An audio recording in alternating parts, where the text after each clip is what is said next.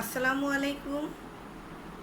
গৃহকালিন্দিয়া হাজের আসমত বিশ্ববিদ্যালয় কলেজ কর্তৃক পরিচালিত অনলাইন ভিত্তিক শ্রেণী কার্যক্রমে সবাইকে জানাচ্ছি আন্তরিক শুভেচ্ছা ও অভিনন্দন। সুপ্রিয় শিক্ষার্থীবৃন্দ, কেমন আছো তোমরা? আশা করি সবাই ভালো আছো। আজ আমি তোমাদের যুক্তিবিদ্যা প্রথম পত্রের পঞ্চম অধ্যায় নিয়ে আলোচনা করব। তাহলে চলো আমরা ক্লাসটা শুরু করি। আচ্ছা, যুক্তিবিদ্যার পঞ্চম অধ্যায় রয়েছে অনুমান। অনুমানের ইংরেজি প্রতিশব্দটা হচ্ছে ইনফারেন্স। অনুমানের ইংরেজি প্রতিশব্দটা হচ্ছে কি? ইনফারেন্স। আচ্ছা, এটি এসেছে ল্যাটিন শব্দ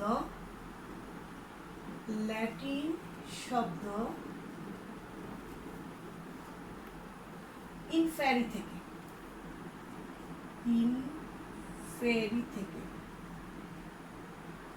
আচ্ছা, আর ইনফেরি শব্দের অর্থ হচ্ছে বহন করে নিয়ে যাওয়া। বহন করে নিয়ে যাওয়া।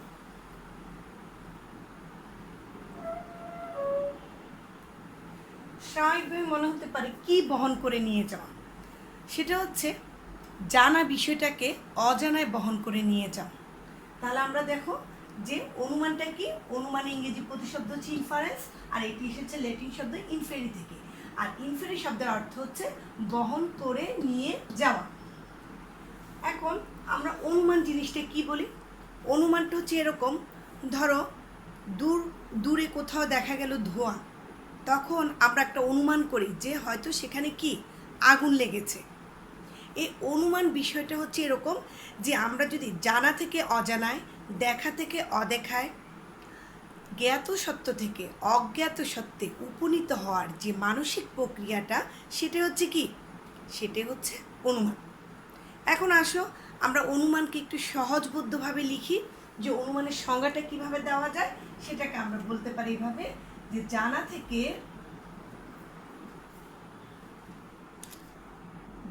থেকে অজানায় উত্তরণের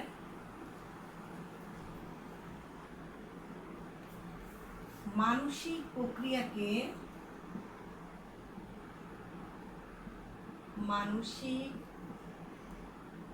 প্রক্রিয়াকে অনুমান বলে।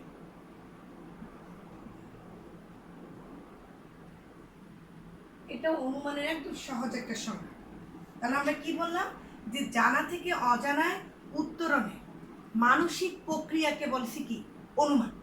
এখানে অনুমানটা হচ্ছে একটা মানসিক প্রক্রিয়া। প্রায় তোমাদের এমসিকিউতে আসে অনুমান কি ধরনের প্রক্রিয়া, তাহলে আসবে অনুমান হচ্ছে একটা মানসিক প্রক্রিয়া। এই অনুমানের মধ্যে আমরা দেখব দুটো জিনিস দেখা যায়, দুটো অংশ থাকে। একটা হচ্ছে জানা সত্য, আর একটা হচ্ছে নতুন তথ্য। তাহলে আমরা উদাহরণ দিয়ে বিষয়টাকে একটু বুঝিয়ে বলি। যদি আমি বলি,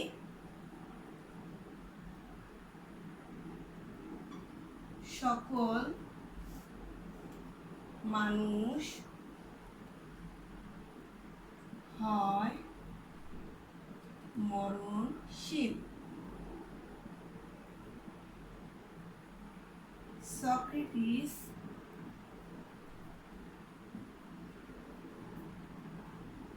হন মানুষ, অতএব সক্রেটিস হন মরণশীল। আচ্ছা, এখানে দেখো আমরা বলেছিলাম যে অনুমানের ভিতরে দুটো অংশ থাকে। একটা হচ্ছে কি জানা সত্য, আর একটা হচ্ছে কি নতুন তথ্য। এখানে দুইটা বাক্য আছে, দেখো, সকল মানুষ হয় মরণশীল, সক্রেটিস হন মানুষ। এই যে দুইটা বাক্য, এটা আমাদের জ্ঞাত একটা, মানে আমাদের একটা জানা বাক্য। এখান থেকে এই দুটো বাক্য থেকে মূলত সিদ্ধান্তটা এসেছে। তাহলে এই সিদ্ধান্তটা নির্ভর করে এই দুটো জানা সত্যের উপর। তাহলে আমরা এই দুটোকে বলতে পারি এগুলো হচ্ছে কি আমাদের জানা সত্য। এই বাক্যগুলো হচ্ছে আমাদের জানা সত্য। আচ্ছা, আর যেটা অতএব দেওয়া থাকবে, যেটা মূল সিদ্ধান্ত, এটা হচ্ছে আমাদের একটা নতুন তথ্য। তাহলে এটা হচ্ছে একটা কি নতুন তথ্য। এবার আসো, আমরা জানলাম যে অনুমানে দুইটা অংশ আছে, একটা হচ্ছে জানা সত্য আর একটা হচ্ছে নতুন তথ্য। তাহলে জানা সত্য কোনটা বলেছে, যে সকল মানুষের মরণশীল, সক্রেটিস হন মানুষ, এটা হলো আমাদের জানা সত্য। আর সক্রেটিস হন মরণশীল, এই যে অতএবের পরে যে বাক্যটা থাকবে সেটাই হচ্ছে কি সিদ্ধান্ত, আর এটাই আমাদের একটা নতুন তথ্য দেয়। তাহলে আমরা এভাবে বলতে পারি যে এই দুইটাকে তাহলে কি বলবে, এই দুইটাকে বলা হয় আশ্রয় বাক্য। এইটা আর এটা, এই বাক্যটাকে আর এই বাক্যটা, এই দুইটাকে বলা হবে কি আশ্রয় বাক্য। আচ্ছা, এরপরে আসো যে এই যে অতএব, অতএব দিয়ে যদি কোনো বাক্য থাকে তাহলে সেটা হচ্ছে কি, সেটা হচ্ছে সিদ্ধান্ত। এই বাক্যটা হচ্ছে কি সিদ্ধান্ত। আচ্ছা, এবার আমরা দেখলাম যে অনুমানের দুইটা বৈশিষ্ট্য পেলাম, জানা সত্য এবং কি নতুন তথ্য। আর আরেকটা বিষয় আমরা পেলাম যে এই দুইটাকে বলেছে আশ্রয় বাক্য, আর এটাকে বলেছে কি অতএবের পরে যে বাক্যটা সেটাকে বলেছে সিদ্ধান্ত। তাহলে জানা থেকে, এই জানা থেকে আমরা যে অজানা উত্তরণ ঘটে, এটা যে একটা মনে মনে মানসিক প্রক্রিয়া, সেটাকে মূলত বলা হয় কি অনুমান। এই অনুমানের মধ্যে কয়েকটা গুরুত্বপূর্ণ বৈশিষ্ট্য রয়েছে। তাহলে আমরা এক এক করে বৈশিষ্ট্যগুলো আলোচনা করি। প্রথম বৈশিষ্ট্য, অনুমান প্রক্রিয়াটা সবসময় এক বা একাধিক আশ্রয় বাক্য থেকে অনুমিত হয়, এটার সিদ্ধান্তটা। তাহলে কি বললাম, যে অনুমান প্রক্রিয়ার প্রধান বৈশিষ্ট্য, প্রথম বৈশিষ্ট্যটা হচ্ছে যে অনুমান প্রক্রিয়াটি সবসময় একটি আশ্রয় বাক্য থেকে হতে পারে অথবা একাধিক আশ্রয় বাক্য থেকে এটার সিদ্ধান্তটা কি হতে পারে, অনুমিত হতে পারে। তাহলে অনুমান প্রক্রিয়ার প্রথম বৈশিষ্ট্য হচ্ছে যে এটি এক বা একাধিক আশ্রয় বাক্য থেকে এটার সিদ্ধান্ত অনুমিত হয়। এবার আসো দুই নম্বর যে বৈশিষ্ট্যটা সেটা আমরা বলি। দুই নম্বর বৈশিষ্ট্যটা হচ্ছে যে এটির সিদ্ধান্তটা, এই যে সিদ্ধান্তর কথা বলেছি, এই অনুমান প্রক্রিয়ার সিদ্ধান্তটা সবসময় একটা নতুন তথ্য দেয়, একটা নতুন তথ্য পরিবেশন করে। তাহলে কি বললাম, যে অনুমান প্রক্রিয়ার সিদ্ধান্তটা সবসময় একটা নতুন তথ্য আমাদেরকে পরিবেশন করে। এটা হলো আমাদের দ্বিতীয় একটা বৈশিষ্ট্য। এবার আসো তিন নম্বর যে বৈশিষ্ট্যটা গুরুত্বপূর্ণ, সেটা হচ্ছে আশ্রয় বাক্যগুলো আর হলো এই যে আমাদের সিদ্ধান্ত, এটার মধ্যে একটা অনিবার্য সম্পর্ক থাকে। তাহলে আমরা অনুমান চ্যাপ্টারে বা অনুমানের গুরুত্বপূর্ণ তিনটা বৈশিষ্ট্য জানতে পারলাম। সে বৈশিষ্ট্যগুলো কি কি? এক নম্বর বৈশিষ্ট্য হচ্ছে যে অনুমান সবসময় এক বা একাধিক আশ্রয় বাক্য থেকে মিশ্রিত হয়। দুই নম্বর বৈশিষ্ট্য, এটা সিদ্ধান্ত সবসময় কি হয়, এটা সিদ্ধান্ত সবসময় নতুন তথ্য পরিবেশন করে। এবং তিন নম্বর বৈশিষ্ট্যটা হচ্ছে যে এখানে আশ্রয় বাক্য এবং সিদ্ধান্তের মধ্যে কি থাকে, একটা অনিবার্য সম্পর্ক বিদ্যমান থাকে। তাহলে বিষয়টা বুঝছো যে অনুমান জিনিসটা কি। এবার আসো আমরা অনুমানের প্রকারভেদ নিয়ে আলোচনা করি। তাহলে আমরা এটা মুছে ফেলি। আচ্ছা, অনুমানের প্রকারভেদ। অনুমান দুই প্রকার।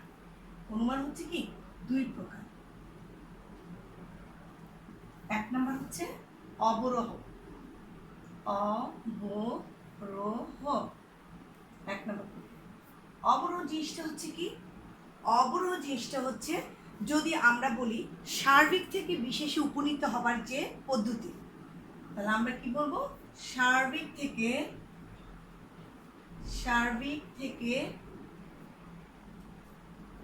বিশেষে উপনীত হবার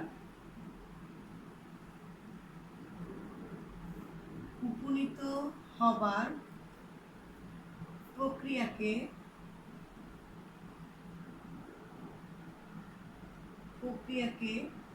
অবরোহ বলে। তাহলে কি বললাম, অবরোহ হচ্ছে কি সার্বিক থেকে বিশেষে উপনীত হবার প্রক্রিয়া। সার্বিক জিনিসটা কি, সার্বিক সবসময় হচ্ছে বেশি ব্যাপক, আর বিশেষ সবসময় হচ্ছে কি কম ব্যাপক।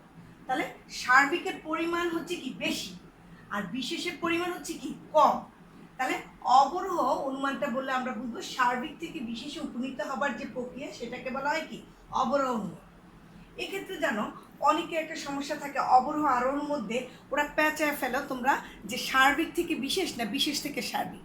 এর জন্য একটা টিপস, সেই টিপসটা হচ্ছে এরকম যে দেখো অবরোহর মধ্যে ব, এই যে অবরোহ এই শব্দটার মধ্যে ব কোথায় আছে?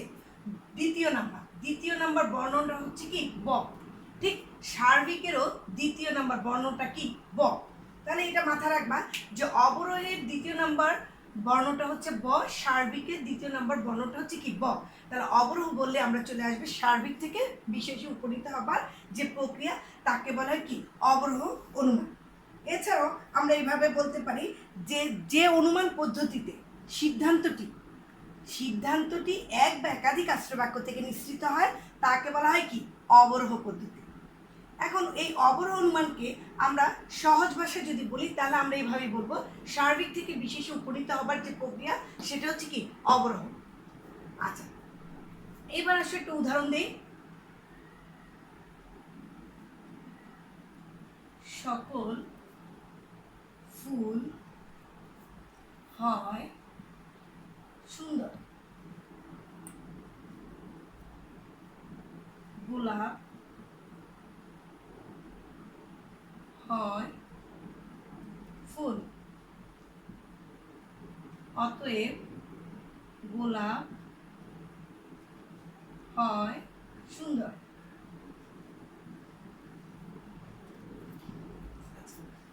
আগে বলে নিই, আমরা জানি যে অতএবের সাথে যদি কোনো বাক্যটা হয়ে থাকে এক বাক্যে আমরা চিনে ফেলবো, সেটার নাম কি সিদ্ধান্ত।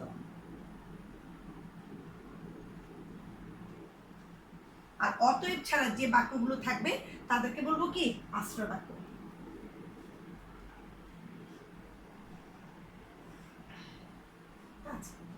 এখন দেখো যে সার্বিক থেকে বিশেষ, সেটা আমরা কিভাবে আমরা এই বিষয়টাকে একটু বুঝাই। যে সকল ফুল আর গোলাপ, সকল ফুল বললে গোলাপ, জবা, বেলি মানে সব ধরনের ফুলকে বোঝায় সকল ফুল। এখানে সকল ফুল বললে সকল ফুলের পরিমাণকে বোঝানো হয়।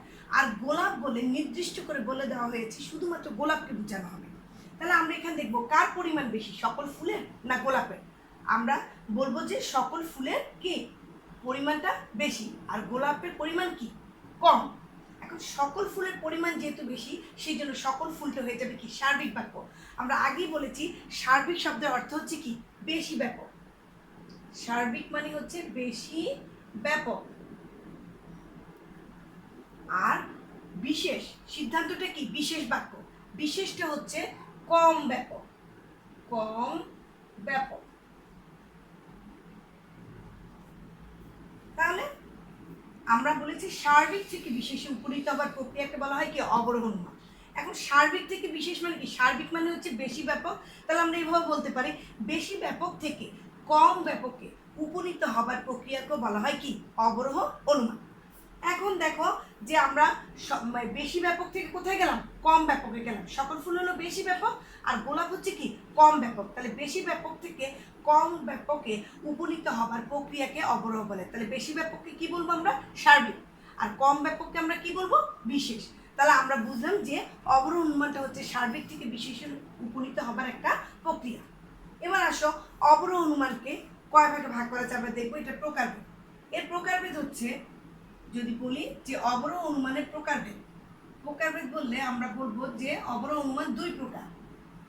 আমাদের এমসিকিউতে প্রায় থাকে এইসব বিষয়গুলো। আচ্ছা, অবরোহ অনুমান প্রকারভেদ দুই প্রকার। একটা হচ্ছে অমাধ্যম, একটা হচ্ছে অমাধ্যম অনুমান। অমাধ্যম অবরোহ অনুমান।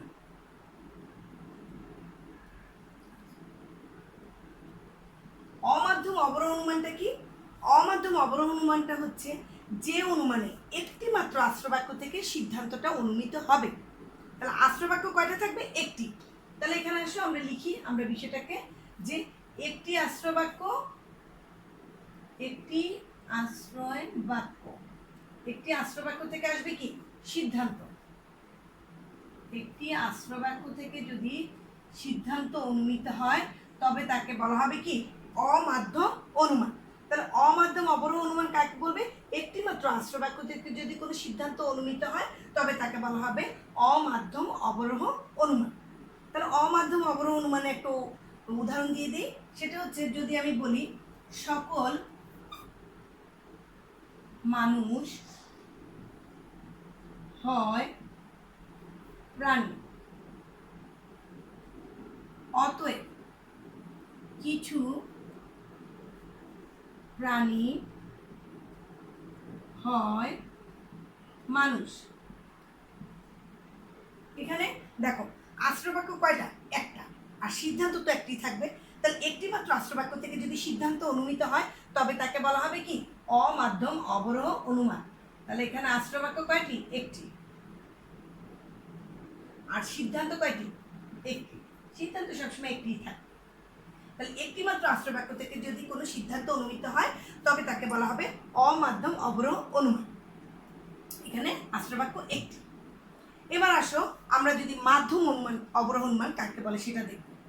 তাহলে আমরা যে বলেছি প্রকারভেদ দু প্রকার, অবরোহ অনুমান দু প্রকার, একটা হচ্ছে অমাধ্যম অবরোহ অনুমান আর একটা হচ্ছে কি? মাধ্যম অবরোহ অনুমান। মাধ্যম অবরোহ অনুমান।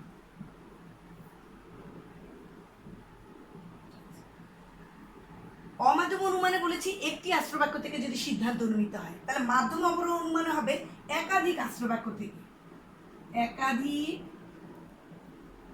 আশ্রয় বাক্য। একাধিক আশ্রয় বাক্য থেকে কি আসবে? সিদ্ধান্তটা। আমি এখানে লিখি একাধিক আশ্রয় বাক্য থেকে আসবে সিদ্ধান্ত। তাহলে মাধ্যম অনুমান কাকে বলে? আমরা বলবো যে একাধিক আশ্রয় বাক্য থেকে যদি কোনো সিদ্ধান্ত অনুমিত হয় তবে তাকে বলা হবে মাধ্যম অবরোহ অনুমান। বিষয়টাকে একটু ক্লিয়ার করি আমরা একটা উদাহরণ দিয়ে। যদি আমরা বলি যে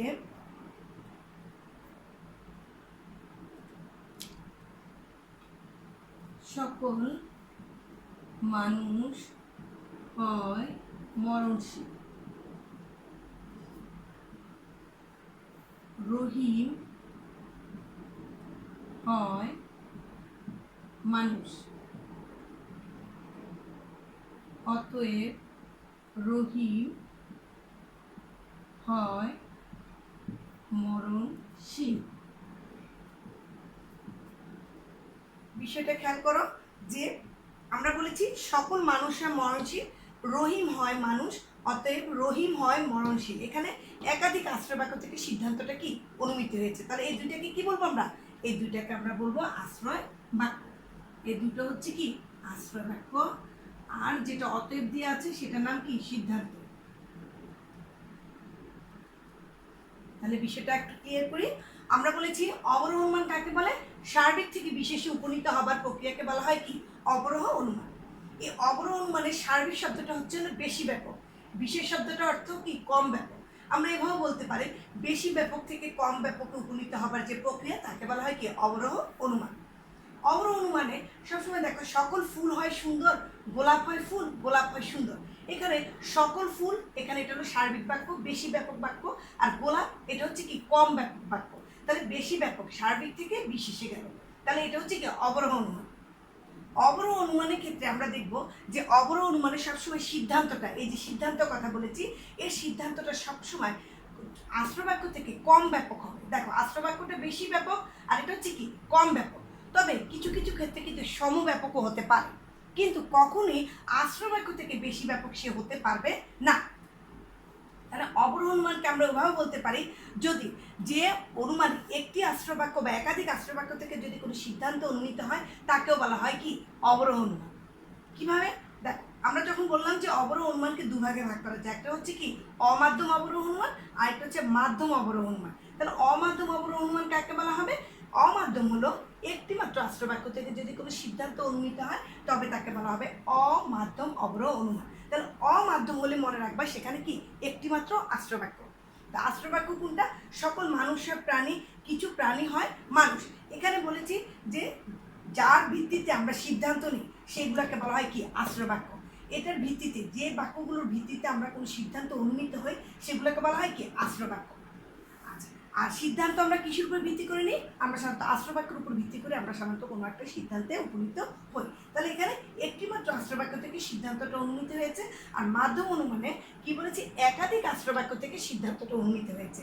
যেমন সকল মানুষ হয় মরণশীল, রহিম হয় মানুষ, অতএব রহিম হয় মরণশীল। সেখানে তুমি দেখো যে এখানে কিন্তু আমরা দেখলাম একাধিক আশ্রবাক্য, একের অধিক আছে, এখানে দুটি আশ্রবাক্য থেকে সিদ্ধান্তটা কি অনুমিত হয়েছে। তাহলে আমরা যদি বলি অবরোহ অনুমান কাকে বলে, তাহলে আমরা ওইটা কি মাথায় রাখবো যে সার্বিক থেকে বিশেষে উপনীত হবার যে প্রক্রিয়া সেটাকে বলা হবে কি অবরোহ অনুমান। এবার আসো আমরা আরও অনুমান নিয়ে আলোচনা করি। তার আগে আমরা প্রকারভেদটা মুছে ফেলি, যেহেতু প্রকারভেদটা আমরা বুঝে ফেলেছি। এখন আমরা আরও অনুমান নিয়ে আলোচনা করব। আচ্ছা, অবরোহ অনুমানটা গেল সার্বিক থেকে বিশেষ, আর আরও অনুমানটা কি হবে, এর উল্টোটা হবে। তাহলে কি হবে, বিশেষ থেকে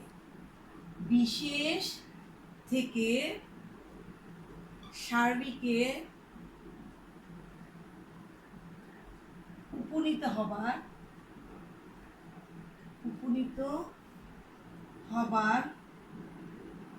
প্রক্রিয়াকে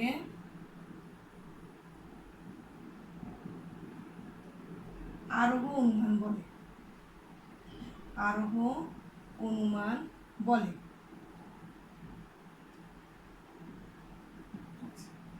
আমরা বললাম অবরোহ বলেছি সার্বিক থেকে বিশেষ, আর আরোহের ক্ষেত্রে আমরা বলেছি বিশেষ থেকে সার্বিকে, এটার উল্টোটা বলবো। এই জন্য তোমাদেরকে বলেছি ওটা মাথায় রাখবা যে অবরোহের ব হচ্ছে কি দ্বিতীয় বর্ণ, সার্বিকের দ্বিতীয় বর্ণটা হচ্ছে কি ব। অবরোহ হলে সার্বিক থেকে বিশেষ, আর এর উল্টোটা হবে কি আরোহ অনুমান। তাহলে বিশেষ থেকে সার্বিক উপনীত হবার প্রক্রিয়াকে বলা হবে কি আরোহ অনুমান। একটা উদাহরণ দিই, উদাহরণটা যদি আমি এরকম করে দিই যে রহিম হয় মরণশীল, করিম হয় মরণশীল, রেজা হয় মরণশীল। অতএব সকল মানুষ হয় মরণশীল। তাহলে আমরা জানি সিদ্ধান্ত, এটা হলো সিদ্ধান্ত, যেহেতু এটার আগে কি আছে অতএব চিহ্ন, তাহলে এটা হচ্ছে কি সিদ্ধান্ত। আর এই যে বাক্যগুলো রহিম হয় মরণশীল, করিম হয় মরণশীল, রেজা হয় মরণশীল, এই বাক্যগুলো সব মিলে হচ্ছে কি আশ্রয় বাক্য। এখন দেখো আমরা বলেছি বিশেষ থেকে সার্বিকে উপনীত হবার যে প্রক্রিয়া, এখানে রহিম হয় মরণশীল, করিম হয় মরণশীল, রেজা হয় মরণশীল, এই যে কথাগুলো বলেছে এগুলো সব কম ব্যাপক। রহিম একজন মানুষ, করিম একজন মানুষ, রেজা একজন মানুষ, তারপরে কি করলো একদম সিদ্ধান্তে চলে আসলো কোথায়, সকল মানুষরা মরণশীল। এখানে সকল মানুষের কথা বলা হয়েছে। তাহলে এখানে দেখো কম ব্যাপক বাক্যগুলো থেকে কোথায় গেল সিদ্ধান্ত, কোথায় গেল বেশি ব্যাপক।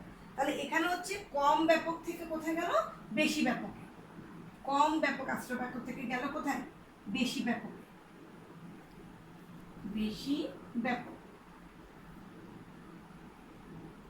তাহলে আমরা এইভাবে বলতে পারি কম ব্যাপক থেকে বেশি ব্যাপকে উপনীত হবার প্রক্রিয়াকে কি বলা হয় আরোহ অনুমান বলে। এই অবরোহ এবং আরোহ অনুমান অনেক ক্ষেত্রে তোমাদের পরীক্ষার মধ্যে এভাবে আসে। ধরো এই পরীক্ষার মধ্যে এটাকে একটা দৃশ্যকল্প 1 বললো, এটাকে বললো কি দৃশ্যকল্প 2, এটা দৃশ্যকল্প 1, এটা হচ্ছে কি দৃশ্যকল্প 2। এখন দেখা সৃজনশীল প্রশ্ন এভাবে আসতে পারে যে দৃশ্যকল্প 1 এবং দৃশ্যকল্প 2-এ কোন অনুমানের কথা বলা হয়েছে, যেগুলো একটা বললো যে দৃশ্যকল্প 1-এ কোন ধরনের অনুমানের কথা বলা হয়েছে। এরপরের প্রশ্নটা আসে এরকম যে দৃশ্যকল্প 1 এবং 2-এর মধ্যে তুলনামূলক আলোচনা করো। এখন দৃশ্যকল্প 1-এ কোন ধরনের অনুমানের কথা বলা হয়েছে, সেক্ষেত্রে তোমাদেরকে বুঝতে হবে যে আমি সকল ফুল গোলাপ, এখানে সকল যদি কোনো পরিমাণ থাকে আর যদি এখানে কম ব্যাপক থাকে, সকল মানে কি বেশি ব্যাপক, বেশি ব্যাপক থেকে যদি সিদ্ধান্তটা কম ব্যাপক হয়, আবার যদি কম ব্যাপক থেকে সিদ্ধান্তটা বেশি ব্যাপক হয়, তাহলে তোমরা বুঝে নিবে এটা হচ্ছে অবরোহ এবং আরোহ অনুমান সম্পর্কে বলা হয়েছে। তাহলে বেশি ব্যাপক থেকে কম ব্যাপকে গেলে তোমরা বলবে এটা হচ্ছে কি অবরোহ অনুমানের কথা বলা হয়েছে। আর যদি এভাবে উদাহরণটাকে আগে জানতে চায় তাহলে সেটা বলবে কি এখানে বলা হচ্ছে কি আরোহ অনুমানের কথা। এরপরে অবরোহ অনুমানের কতগুলো বৈশিষ্ট্য আছে, এই বৈশিষ্ট্যগুলোকে তোমরা পড়বা। আর কি আরও অনুমানে কতগুলো বৈশিষ্ট্য আছে সেগুলোকে পড়বা, এবং বৈশিষ্ট্যগুলো যদি তোমরা মুখস্থ করে রাখো তাহলে তোমাদের খুব সহজেই অবরোহ এবং আরোহ অনুমানের পার্থক্যটা তোমরা দিতে পারবে। আমি তোমাদের সুবিধার্থে একটু কয়েকটা পার্থক্য বলছি। যেমন অবরোহ এবং আরোহ অনুমানের মধ্যে যদি পার্থক্য আসে তাহলে তোমরা এইভাবে দিবে যে অবরোহ অনুমান আরোহ অনুমান, মাঝখানে একটা দাগ দিয়ে তোমরা পার্থক্যগুলো এভাবে লিখবে। সার্বিক থেকে বিশেষে উপনীত হবার প্রক্রিয়া হচ্ছে কি অবরোহ অনুমান, আর আরোহ অনুমানটা হচ্ছে কি বিশেষ থেকে সার্বিকে উপনীত হবার প্রক্রিয়া। সেকেন্ড যেটা সেটা বলবা যে এখানে আশ্রবাক্য থেকে সিদ্ধান্তটা কখনো, অবরোহ অনুমানে সিদ্ধান্তটি কখনো আশ্রবাক্য থেকে বেশি ব্যাপক হতে পারে না, তবে সমব্যাপক হতে পারে। কিন্তু আরোহ অনুমানে সিদ্ধান্তটা সবসময় আশ্রবাক্য থেকে বেশি ব্যাপক হয়। এরপরে তোমরা বলতে পারো যে অবরোহ অনুমান সবসময় একটি বা একাধিক আশ্রবাক্য থেকে সিদ্ধান্তটাকে অনুমিত হয়। অবরোহ অনুমানে একটি অথবা একাধিক আশ্রবাক্য, আমরা এর আগে অবরোহ অনুমানের প্রকারভেদে বুঝিয়েছি। একটি হলে হবে কি অমাধ্যম অনুমান, আর একাধিক হলে হবে কি এটা হচ্ছে মাধ্যম অনুমান। তাহলে আমরা এভাবে বলবো যে অবরোহ অনুমানে একটি অথবা একাধিক আশ্রবাক্য থেকে সিদ্ধান্তটা অনুমিত হয়, আর আরোহ অনুমানে একাধিক আশ্রবাক্য থেকে সিদ্ধান্তটা অনুমিত হয়। অবরোহ অনুমানের এই যে প্রক্রিয়াটা, এটা হচ্ছে কি অবরোহ অনুমানের প্রক্রিয়াটা সবসময় হচ্ছে নিম্নগামী। এটা সব সময় কি করে, এটার গতিটা, এই অবরোহ অনুমানের গতিটা সবসময় নিচের দিকে। কি কেন নিচের দিকে? এখানে হলো সকল মানুষ মানে বেশি ব্যাপকে থেকে কম ব্যাপকে যায় বলে গতিটা সবসময় কিভাবে নিম্নমুখী। কিন্তু আরোহ অনুমানের গতিটা সবসময় হলো ঊর্ধ্বমুখী, কারণ এটা হচ্ছে কম ব্যাপক থেকে বেশি ব্যাপকে যায়, এই জন্য এর গতিটা হচ্ছে কি ঊর্ধ্বমুখী। এছাড়া আমরা এভাবে বলতে পারি যে অবরোহ অনুমানে আশ্রবাক্য এবং সিদ্ধান্তের মধ্যে একটা অনিবার্য সম্পর্ক আছে। যেমন সকল ফুল হয় সুন্দর, গোলাপ হয় ফুল, এরপর আমরা একটা সিদ্ধান্ত নিই গোলাপ হয় সুন্দর। তাহলে দেখা যাচ্ছে যে আশ্রবাক্য এবং সিদ্ধান্তের মধ্যে একটা অনিবার্য সম্পর্ক থাকে। কিন্তু আরোহ অনুমানের ক্ষেত্রে কিন্তু দেখো আশ্রবাক্য এবং সিদ্ধান্তের মধ্যে কোনো একটা অনিবার্য সম্পর্ক থাকে না। যেমন আমি রহিময় মরণশীল বলেছি, করিময় মরণশীল বলেছি, রেজাহয় মরণশীল বলেছি, এরপর আমি চলে গেলাম কোথায় সকল মানুষের ক্ষেত্রে, এখানে কিন্তু একটা অনিবার্য সম্পর্ক নাই। তাহলে প্রশ্নটা যদি এইভাবে আসে যে আমাদের প্রায় আসি পরীক্ষাতে দৃশ্যকল্প অথবা তোমাকে দিয়ে দিল, তখন তুমি দৃশ্যকল্প 1, দৃশ্যকল্প 2 এরকম উদাহরণ দিয়ে দেয়, অথবা এরকম টাইপসের আসে অনেক সময় প্রশ্নটা। আমরা একটু মুছি বিষয়টাকে দেখি যে প্রশ্নটা এইভাবে আসতে পারে। সৃজনশীল অনেক সময় চিত্রের মধ্যে এইভাবে আসতে পারে, এরকম একটা চিত্র দিয়ে দিল তোমাকে, আবার এরকম একটা চিত্র দিয়ে দিল, এটাকে বললো চিত্র নাম্বার 1, আর এটাকে বললো চিত্র নাম্বার 2। এখন তোমার প্রশ্ন আসতে পারে যে চিত্র নাম্বার 1-এ কোন ধরনের অনুমানের কথা বলা হয়েছে। তুমি দেখো এই অংশটুকু বেশি ব্যাপক, এটা কি কম ব্যাপক, তাহলে এটা হচ্ছে কি বেশি ব্যাপক, বেশি ব্যাপক, আর এটা হচ্ছে কি কম ব্যাপক। আবার আমরা চিত্র 2-এ যাই, এটা হচ্ছে কি কম ব্যাপক, আর এটা হচ্ছে কি বেশি ব্যাপক।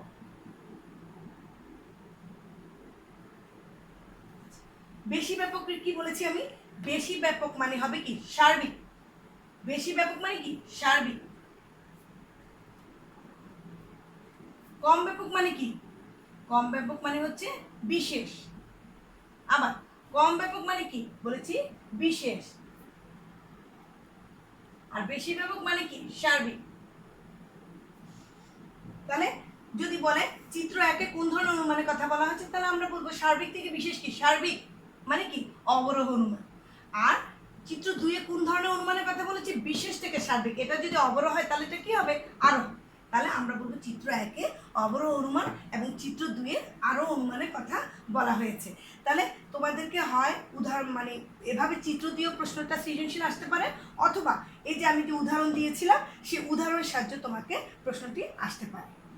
তাহলে আজকের ক্লাসটা এখানেই শেষ করছি।